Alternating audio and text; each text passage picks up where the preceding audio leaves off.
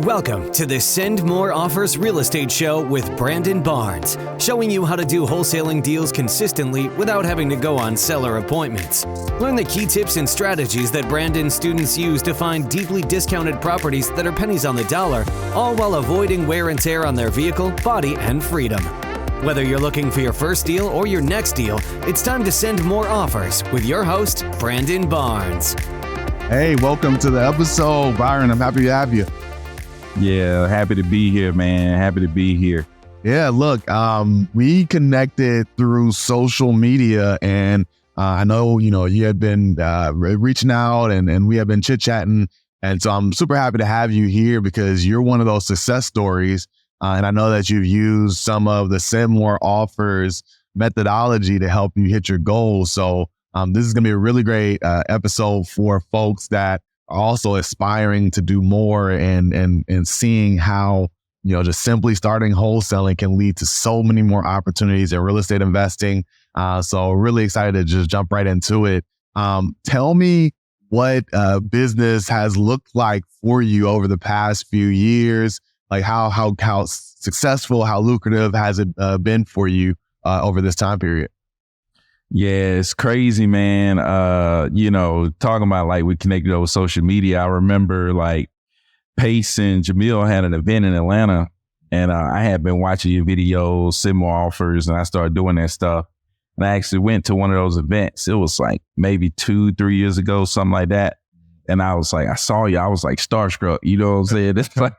It's like you see somebody like you've been following. It's like he helped you, with what he sees you. It's like, man, I was like starstruck, stuff like that. So it's crazy to be here, on the podcast, stuff like that. But yeah, man, I was a teacher and I started doing deals, couple of deals, and then it was like, okay, how do I do more deals?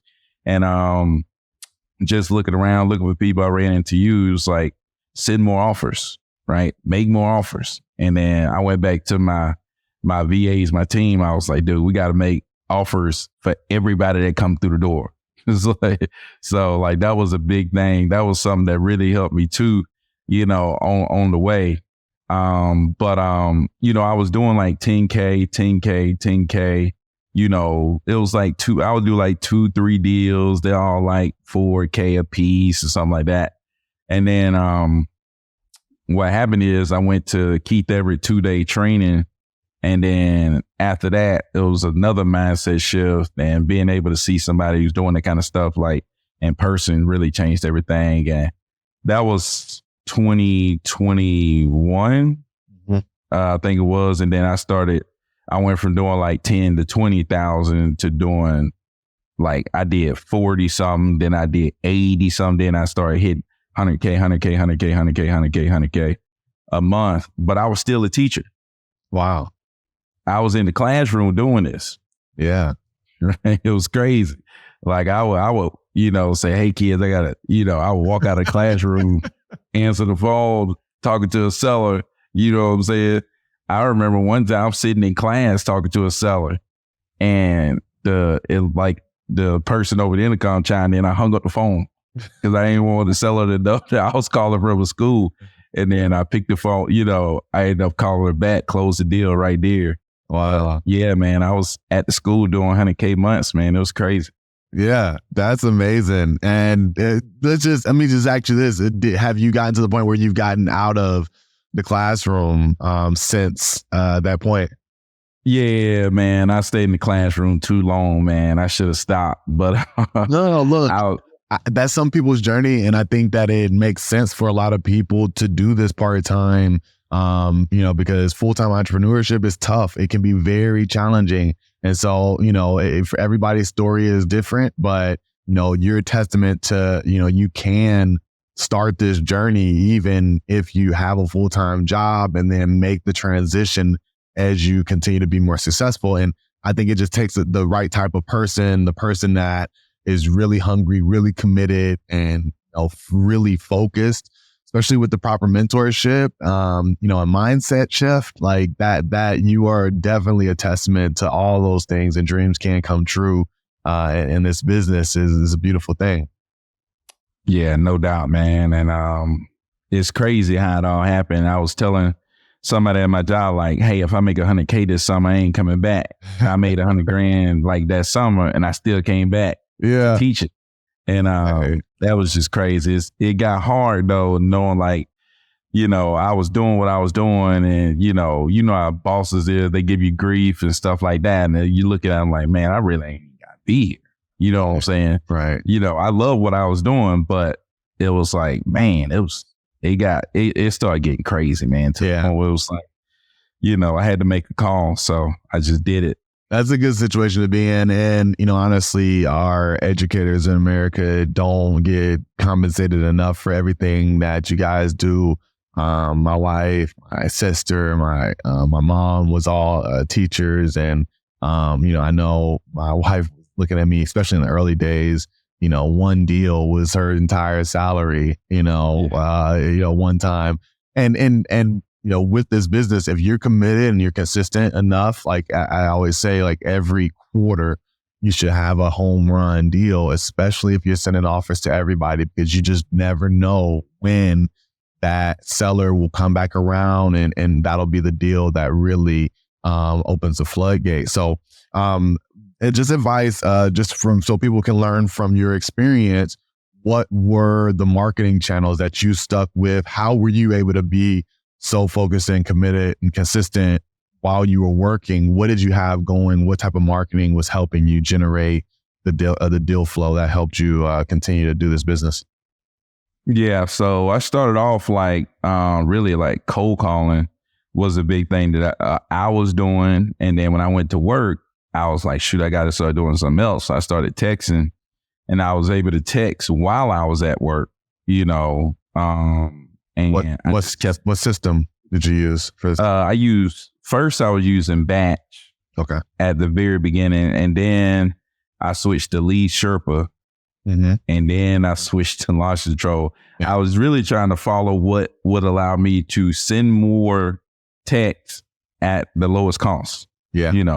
Yeah. And that's kind of what led me to Launch Control, and that's why I've been with the rest of the time. So most of the time I was with Launch Control. Yeah. And guys, I like Launch Control as well.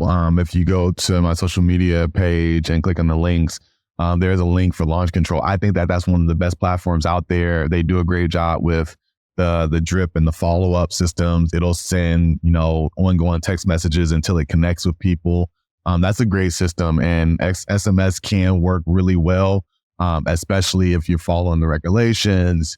You're registering your phone numbers, your messaging is correct, and it's not being stopped by carriers. You can still do deals SMS, just following the kind of the right pathway to that. So I know that's what you had going on while you were still, actively working. What does the business look like now? I know you're doing some other things and you're flipping houses, but what are your marketing channels? How's it working? What markets are you in? So now I'm still texting, so I still text people, but just trying to get more like internet based. Everybody's on the internet nowadays. People are always on their phone looking at stuff. If they're looking to sell their house, they're probably gonna be on the internet too. So we started doing like Facebook ads, and then we just started doing it just in the last few weeks, and also trying to look into doing maybe some pay-per-click stuff like that, but still texting people is our main thing that we do to, get people on the contract. And then I'm wholesaling mainly wholesaling, but I'm starting to do, a number of flips. So I did about 10 flips so far this year, which I always said I never wanted to flip. I never wanted to flip a property. But, opportunity shows up, you're able to do deals, the difference between the 20K wholesale and the 60K, if you flip it, you have to take it sometimes, especially with the way the market is. And, you're not coming by as many deals. So maximizing the deals became something that I was like, okay, if I maximize all my deals, then that kind of helps with, not doing as many deals. Right. As I was. Right. And as long as folks avoid those pitfalls of, getting in too far over their heads, making the right decision with the right type of property, right type of situation, staying within your buy box, keeping the fix and flip on a tight budget and timeline. Like, it can be done well. However, look, I have even some good buddies I've spoken to recently that have had some bad situations end up with flips, but they still have this machine behind them of wholesaling. They know how to still make money. I got 2 buddies that had some deals that kind of end up upside down. And, I was advising them like, man, you have to know when to get in and get out on those types of deals. I myself, the last flip we did and completed was in 2021, actually closed in 2022. I haven't flipped a property since then, but I am looking at a few different projects. There's one right now that I'm considering, but it has to be the right one. And I don't like to take on too heavy of a renovation. Cosmetics, those are the ways to go, I think, or hotel situations where you can do very minimal to a property and list it. Especially in this market where, interest rates are rising and things, buyers are slowing down. Like, you got to make sure that you get into a good situation. So, that's really great advice. And you maximizing, the type of money that you can make on these different projects, is really great. I wanted to ask you about early coaching. When you first got started, was it all self-taught, or did you learn from the internet? Like, how did it go early on? So really, I think at the beginning, I went to YouTube University, and mainly I was watching, I think it's Ty, aka the Flip Man. Yeah. I was watching his show, and what that allowed me to do is learn the basics, right? So I went and learned a bunch of the basics from him, and he had a video called Text to Flip. And I followed that video, Text to Flip, and was able to get a deal, which was like a $30K deal, which, $30K deal could change a lot. Yeah. So it's like that really, especially early on, like that really got me going. But, after that, I kind of stayed, getting one deal is one thing, but running a wholesale business is a completely different story. Yeah. Right. 1,000. So, I still didn't know how to run a business. I was just trying to find one more deal. And it wasn't until I got like some real coaching from like somebody, and I had to go in person. Everybody learned different. Right. But I needed to go in person. I went to Keith Everett 2-day training and learn like hand to hand in person how to run the business. And that's what really took the top off the business. I would encourage anybody to like find coaching, man, like get hooked up, connected with somebody that can teach you how to really do this business, because if you don't, you try to figure it all out by yourself, it really just holds you back. Because there was a lot of deals I found when I started out that could have been monster deals that was only like 3K, 4K deals. They should have been like 70K, 100K deals, but you don't have the coaching, you don't have the knowledge. So yeah, that happens. Well, I agree. I agree with that wholeheartedly. And I want to definitely, kudos to you for, learning on the fly. But it takes, I just want people to be real with themselves and know like, hey, will I be committed enough to the process to figure this out on my own up front? Because there's some great success stories, people that have learned from podcasts, from YouTube, and put it together.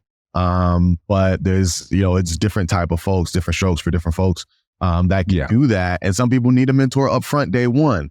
But either way, like this business, I just want to highlight that this business is easy and simple enough to where you can figure it out like yourself, just from gathering information that's already out there, free information to get going.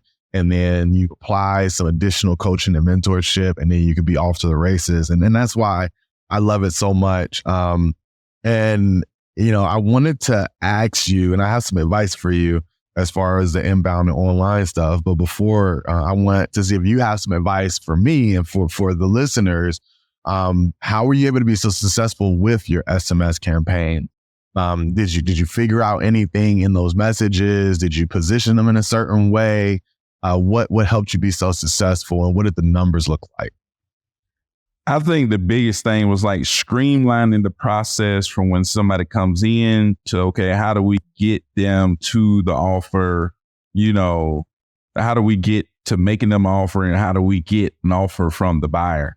Like streamlining those two processes was big, because it was like, okay, that fast track everything. When I mean streamline, it was like, okay, we know exactly what's the first step, the second step, the third, like the steps are plainly written out to where my virtual assistants could jump on there and they could just roll through a bunch of people, right? And they got very efficient at finding out who was, you know, really interested in selling, and then making them an offer that worked, and then being able to request the offer from buyers, right? That system. So we had templated responses.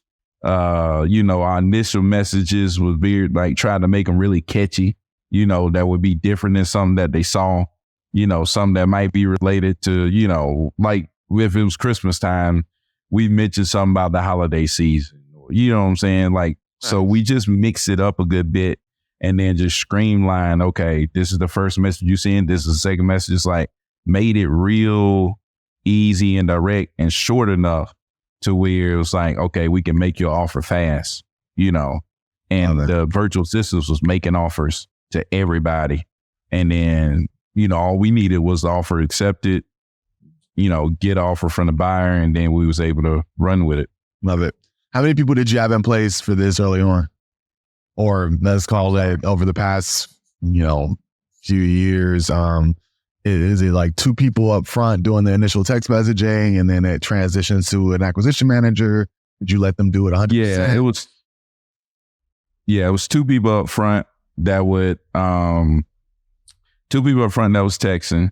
And then once they get somebody that was interested, the lead manager is the one that made the offers. And then if that person was interested in moving forward, then they get kicked over into acquisitions, and acquisitions would take it and run with it. Acquisitions was really just me and one other person. So that's kind of how it looked. And then like as time went on, I picked up a disposition manager, which they could quickly get offers on these properties. Before that, I was working acquisition and disposition and transactions. All right. And then I got a transaction coordinator. So it's like I played a lot of the roles until I started being able to replace myself in the different roles.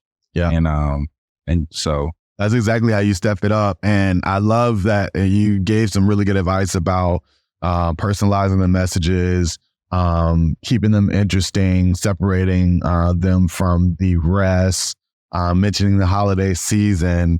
Were there any, like, you know, say it's middle of the summer, you know, what type of, give me another example maybe of something that would catch somebody, and then, you know, walk me through, like, is that person trying to take them all the way to like qualifying? Are they asking information, or are you transitioning that to the next person that's going to dig a little deeper? So like, the template would be, you know, something like, hey, summer's hot, you know, so is open ready offers, you know, interested in selling your property, you know, and then we, you know, say yes to discuss, say stop to end. Like that would be a template, right? Nice. Like an initial template. So we just play off of kind of what's going on, you know. Love it. And then once that person says yes, are you letting the initial text person actually engage them in like a prospecting conversation, or did you transition let the next person handle that? Mainly like a kind of like a qualifying. So we would qualify them, like as soon as they respond yes, we're qualifying them. So we're trying to see the condition of the property. We're trying to see if they did upgrades to the property. And we're trying to see, do they have a timeline that they're looking to sell within? And after that, it's all about, did you have a price you was looking to sell for? Right. And we take a I think this is a pretty unique, maybe a different approach. I don't even know. Maybe there's a lot of people doing this too. But we never position ourselves as the cash buyer. We position ourselves as a service provider that works with a network of investors to bring them properties. And our job reaching out to you is to see if you might be interested in selling, and we're going to try to help you get the offer that you're looking for. Love it. That's like smart. That's how we position ourselves. That's smart. Because, honesty is important, and I think it does help, one, set you aside from other people, but then two, it makes creating that expectation of what's to come and how things look. That's going to overall help you, right, in the whole transaction when they understand there's a network of buyers that's about to show up for this inspection. So I think that's really smart. So after you get through that text conversation, do you try to get them on the phone as fast as possible? What does that next step look like? I kind of want to walk through each stage of it. Yeah. So once we identify that they're interested in selling, we ask them, do they have a timeline they're looking to sell within, and do they have a price they're looking to sell for? Once we identify, between that timeline and how much they want to sell for, we kind of get a good gauge on, is this going to be somebody that could potentially be a good lead? Like, is this a hot lead? And if it is a hot lead, if they continue to talk to us and tell us that they have a timeline, like say, hey, I want to sell in 2 weeks. And then we ask for price and they quickly respond to us and say, how much they want. Then we say, hey, can we, do you have a time that you can jump on a call with one of our purchase specialists, to discuss the process? So that's when we jump on the phone with them, and if they don't respond to us, if we think they're hot and they don't respond to one of those 2 questions, then we'll call them, our lead manager is going to be reaching out to them, try to get them on the phone, so that's kind of how that process worked right here. Good stuff. I've had people say, that we're heavy in SMS, because I've never been super, super heavy in SMS. We've done some SMS campaigns kind of as an additional layer. But, if you know anything about my story, cold calling, personalized probate letters has been big for us. But I've always heard that, being able to get on the phone quickly with folks, or when a lot of people try to call back to the number that texts them, and having the ability to answer either live or quickly respond to let folks know that you're a real person is super, super important. What would you say to that? Do you agree with that statement, that you have to be able to field the incoming calls from somebody that got that text message, or is it not that important? Well, I think the incoming calls, we never really field those incoming calls that well. I mean, we have a number that it comes to, but we wasn't sitting around filling incoming calls. Because me personally, I was teaching, so I couldn't field incoming calls at the very beginning. So it was like, right. What we would do is, we text that person. And I think maybe because I started off texting myself, it's like the text messages, sound like me, so, and I just made my tone, a template, and we let them know the expectations starting out. So when we first text them, we let them know, hey, look, we like to get you the offer that you're looking for, but we need to ask you a few questions, in order to make a fair and intelligent offer. Is that okay? So bam, they answer yes to that. That means you said it's okay for us to ask you questions. So we ask you questions, and then we try to get you on the phone. Right. And that just seemed to work. Like I said, we just made tons of offers, made everybody offers. So maybe it doesn't work for some people, but there's obviously a good percentage of people that it does work for. Yeah. So I take it that this is 100% virtual model. You guys aren't going to in-person appointments. It's get the information about the person, maybe get over to lead manager, maybe have a conversation, understand a little further, and submit an offer via email. Is that primarily it? Or have you transitioned some of those to in-person appointments? Nah, it's strictly virtual. Never go to the property. Even when I'm flipping the property, I still never go to the property. So it's all virtual. We send the buyers out.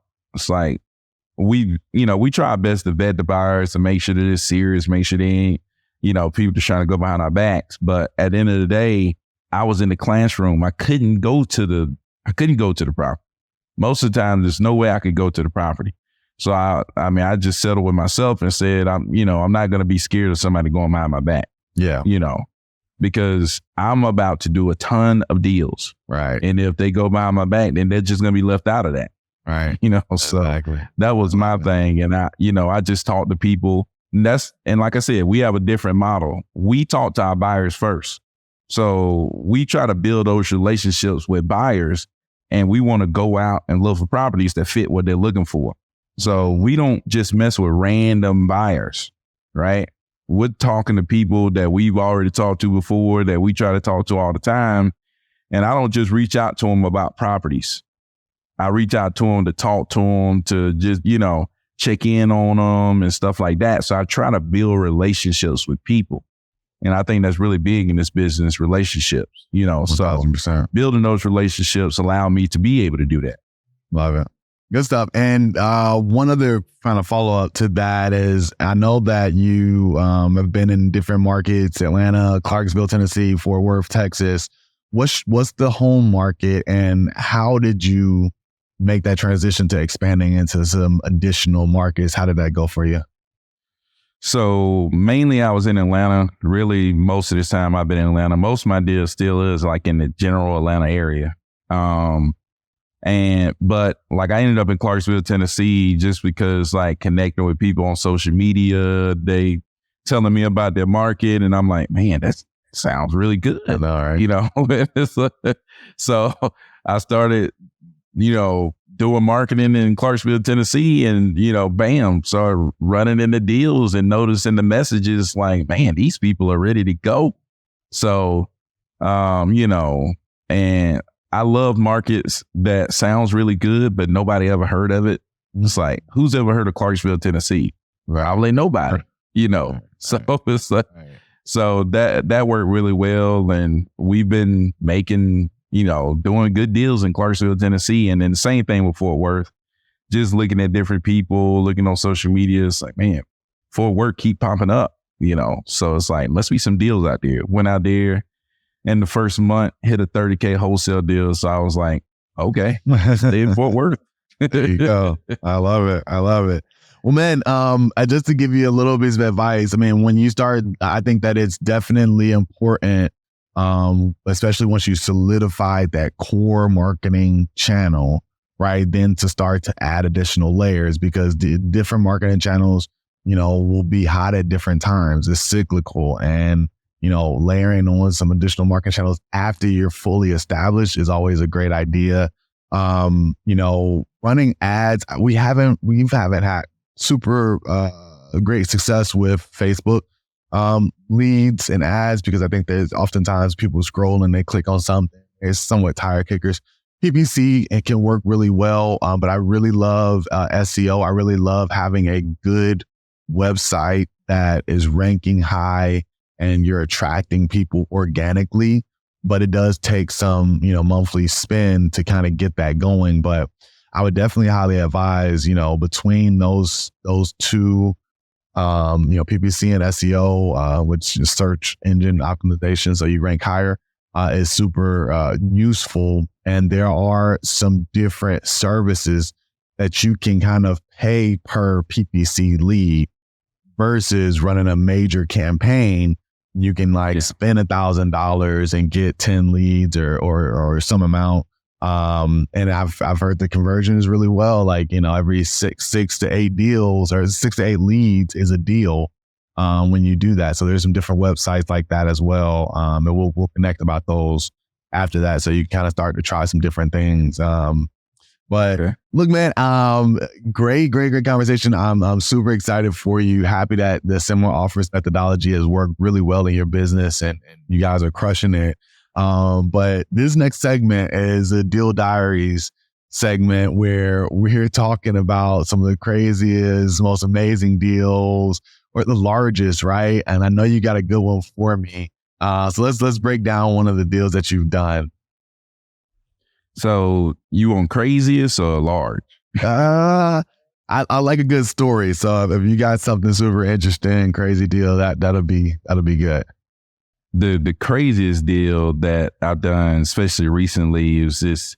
So we're texting and we text this number and they was like, nah, you got the wrong number. So we have a template reply for wrong numbers. It's like, sorry for the mix up. Do you have property interest in selling? And this person said, I actually got a property I'm interested in selling. And it was in like Hickson, Tennessee. And so we end up, going to send, we end up getting the information, all that stuff. We sent a buyer out there to the property in Hickson, Tennessee. They went to go see it. They came back, made an offer that was like $50K below what she wanted. And so we had to talk her down. We talked her down like, $65K to make it, a deal. Well, this lady said that she wanted $15K up front. Right? It's like she wanted to be given $15K like now before we even close. So we ended up telling her, no, we cannot do that. And then after that, she was saying that she needed a $15K because she was dead broke. Her daughter is having surgery. And she really didn't want anybody to go into the house in the first place because there's hidden jewelry in the house. And the hidden jewelry, she don't know where it is. Nobody knows where it is. And it's about $80K of hidden jewelry in that house. Right. So she said she needed a $15K originally to get her nephews to move her stuff out of the house. It's like, you're going to pay your nephews $15K to move your stuff. Right. And then that's when she came and spilled like she's dead broke. Daughter's going through surgery and stuff like that. This lady was crazy. So we had to like extend closing twice because she wouldn't get the stuff out. So it was a crazy situation, man. But the hidden jewelry, $80K of hidden jewelry that she don't know where it is. Nobody knows where it is. So she didn't want to let anybody in the house. That was the crazy part. But did she ever find anything in there, or like did you guys like once you kind of took over the property, did you ever check back with the buyer that bought it and see if they found anything? Nah, that'd be good. We should check with the buyer, but it was like that was just the strangest thing. I never heard anything like jewelry in there. You don't know treasure. Like, right. How did that deal end? How much did you end up making on that one? It was just a wholesale deal. We just made like $15K, but the crazy part was we made it off of a wrong number, right? Which like is the key is just reach out to people. Yeah. You know what I'm saying? Like that's the biggest thing. It's like just reach out to people. It's like even if you get a wrong number, ask them, do they got a property interest in selling? It's like you made $15K off of a wrong number. Which is crazy. Let's go. Yeah, that's great, man. And I'm glad you guys were able to pull that one together and make some money on that one. Awesome, man. Look, I can't let you go without putting you through the lightning round. Are you ready for that? I think I am. All right, let's do it. Well, so bro, I have a series of rapid fire questions for you. You don't know the question. I don't know your answer. So just say the very first thing that comes to your mind. What's one book that's been instrumental to your growth as a real estate investor? As a real estate investor, if you can't wholesale after this, I got Nothing for You by Todd Flemming. I read that while I was delivering pizzas. Oh, wow. I'll have to check that out. I've heard that author. I'm going to check that out. Cool. If you could have drinks or coffee with any one person, dead or alive, who would it be and why? Dead, Kobe Bryant. I used to like hate Kobe. Me and my brother would like argue about it. Like, oh, I hate Kobe. He tried to be like Jordan. But just the mentality of, the Mamba mentality is like, it's like that mentality that I needed to get to where I'm going, like where I am now. So it's like, it's kind of like, I hated him. Now it's like, I'm all in. Well, I was all in on Kobe before he passed away, but like I was all in on Kobe. So to be able to sit down with him and talk to him would have been real cool. Yeah, no, that's a great one. What's your advice for someone looking to do their very first deal via SMS? Your very first deal, SMS, get launch control would be my first advice. Get launch control. And the second advice would be just try to text as many people as you can, reach out to as many people as you can, and make an offer to every single person. Like if you do those things, you should be good. Yeah, I love it. What's one mistake on a deal specifically or a business in general that if you could do it all over again, you would take that do-over? I would get coaching immediately, right? I would go to somebody like Brandon, who's already done tons of deals and knows exactly what he's doing. And I would go get coaching after my first, like I got that 30K, I went and got some coaching right then from somebody I can identify with, who's been in this business, who knows exactly what he's doing, because you skip a bunch of the learning days. You skip a bunch of the learning deals. You know, you skip the deal where you made 4K where you should have made 50K, right? You skip that, you know, and I think that's so crucial, so big, because so many people get one deal and then they fizzle out. You know, you never make it to this point, right? I was just lucky enough to just make it to this point. Right. But it's like you get coaching and it fast tracks you to where it's like you get established a lot quicker, right? Love that. You know, the business is put on its feet. So go get coaching. That's what I would say. Love it. Good stuff.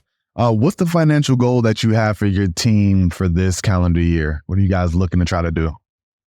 Well, I mean, we want to make 1 million consistently. It's like we hit that number like 1 year. Like I've been doing this 3 years. So we hit it 1 year and came up short 2 years. Like, how do we do that? Like consistently, like year after year after year after year. You know what I'm saying? So like that's the big thing, being able to stay consistent at that 1 million mark would be like, that's the goal.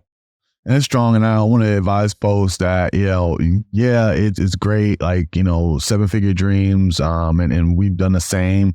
But you know, you can have a really strong business that's consistent, that's maybe less than 7 figures, but you know, maybe your profit margin is greater.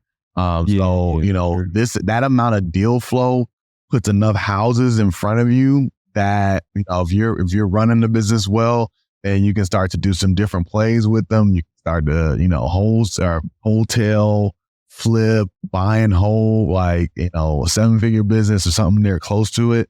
It's really a strong business model to have.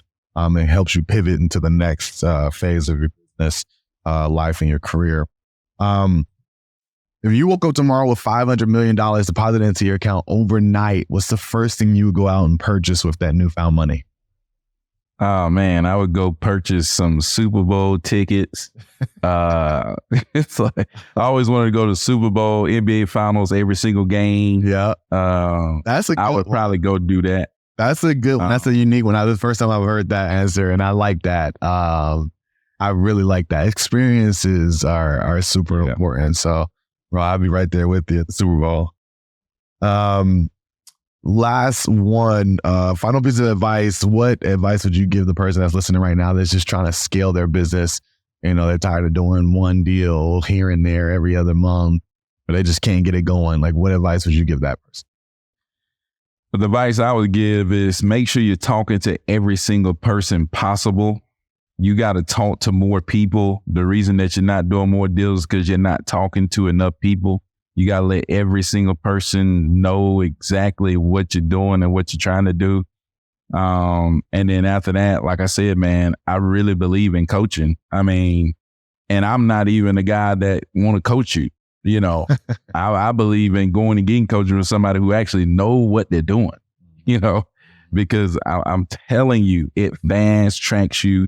And not only that, the mindset, you know, just sitting here this little time with Brandon, like his mindset, like you could just feel it. Like you could feel the mindset is a level up and it just raises you, you know, it's just, I don't know, man. I just believe in coaching. I believe in the mindset of it all and being able to be lifted up, you know, especially if you can get in a whole group, like a mastermind of it. Like definitely, I think that's like that is going to take you to the next level, regardless of how many deals you're doing or not doing. Yeah, 1000%. Man, this has been great. I appreciate it so much. We learned a lot from you as well as like your experience share, how you position your SMS to be so unique and really capture the audience, your system, and then just hearing your journey, all the advice that you've given around seeking mentorship early on and even in later stages in your business has been great. How can people continue to follow with your journey or reach out to you if they got a deal or they got questions about how you're doing? Yeah, I'm REI Next Door on all social medias, real estate investor next door. I just kind of came up with that name because I'm like, dude, I'm just the guy next door. It's like, I could be, the guy next door to anybody. I could be the guy next door to the guy in the trailer. I could be the guy next door to, I'm just a random guy that ended up being able to do this. And that's the reason why I actually got on social media to show people. It's like, dude, I'm a random joker who ain't no better than anybody else that's doing this. I have no special talent. It's like, you just go, just start doing this. You can do it. And then that's why I'm, on social media telling people about what I do. Yeah.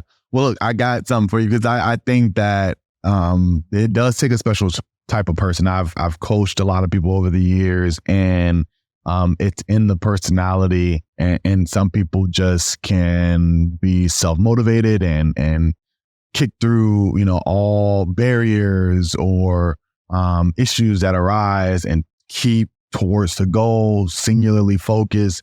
Does take like the right type of personality, but it's not rocket science, folks. And if you want to learn more about this business, there's some great coaching and mentor out there and available. I would advise everybody to head over to sendmoreoffers.com. There's nothing for sale there right now. Just a bunch of great information, show notes. You can connect with me. Any links and resources I can make available to you, give me a shout, especially if you're here in the Atlanta area at sendmoreoffers.com. Byron, this has been great, man. I'm super excited for you. Well, ready to see the next phase for you. And we definitely should be trying to do some more deals together, man, here in Atlanta.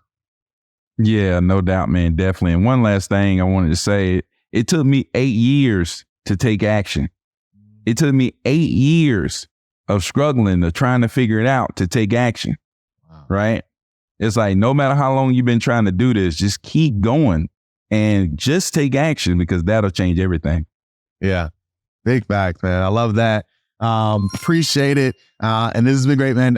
Until next time, guys, send more offers, do more deals. Peace. That's all for this episode of the Send More Offers Real Estate Show with Brandon Barnes. But we know you're craving more knowledge to get yourself ready for that next deal. To schedule a call with Brandon to learn more about how to do deals consistently without seller appointments in a repeatable way, be sure to visit us at sendmoreoffers.com. And be sure to tune in for the next episode of the Send More Offers Real Estate Show.